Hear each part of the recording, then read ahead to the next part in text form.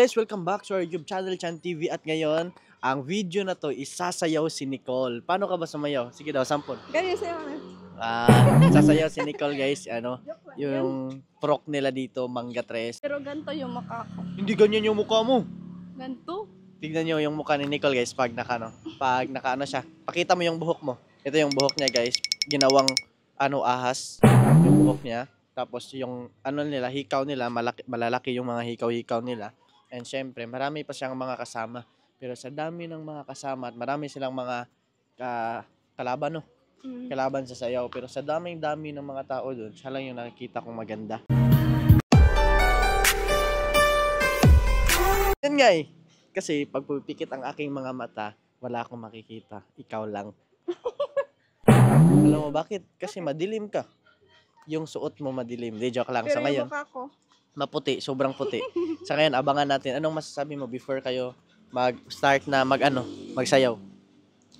good luck na lang sa amin. Good luck sa inyo. Yes.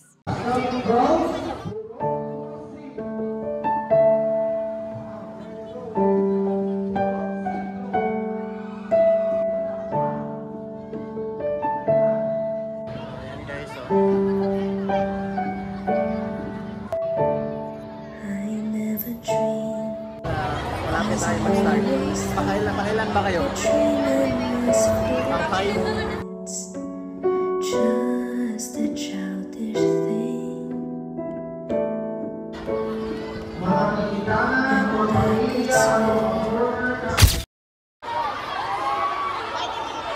Ano masabi mo na nag-burn out ngayon? Wala akong masabi. Yan, nag-burn out dito Hindi guys. na sana si Nicole eh.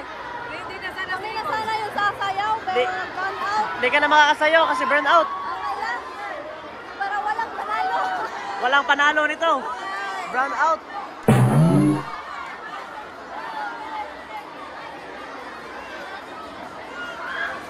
Sa part na to ay biglang nawala yung kuryente.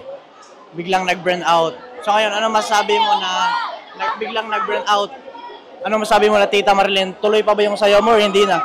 Di po namin alam, tita, kasi bigla pong nag-brown out. Kahit ano naman, may kuryente naman sa labas, di ba? Oo, may kuryente. Talaga sa gym. Parang sinadyang patayin tong kuryente. Sinadya talaga. Para hindi ka makapagsayaw. Para hindi kayo makapag-perform. Para kayo na yung panalo.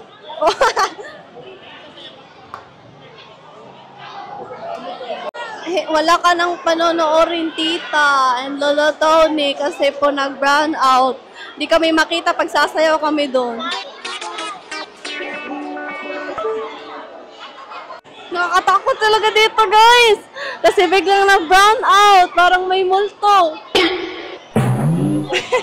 Siguro kami na yung mananalo kasi pinatay nila yung ilaw. Takot ata sila matalo sa sayaw namin. Pwede na!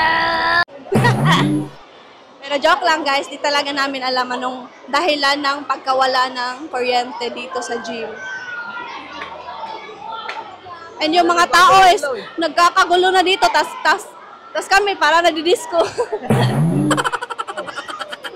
At dahil nag-burn out do ngayon guys, kakain na lang daw. Yan, una na si Nicole. Pag-usapang kainan, mauna talaga yan. Kain muna kami guys. Kain daw muna, sabi ni Nicole. Kasi namatay talaga yung ilaw eh. Siguro walang generator dito. Kaya kain muna, kain muna. Yan. Parang dilim. Sayaw na sana sila eh. Guys, para matutuloy talaga yung sayaw namin. Lungkot na ako. Joke lang. Matutuloy guys kasi bumalik na yung ilaw finally. Tsaka nag-detach kami and kumain muna kami. Konti. At dahil guys, bumalik na yung ilaw, tuloy daw sila Nicole sa sayaw nila. So kumain lang siya pero parang mabigat na yung katawan nila sa pagsayaw dahil yun nga, kumain na sila.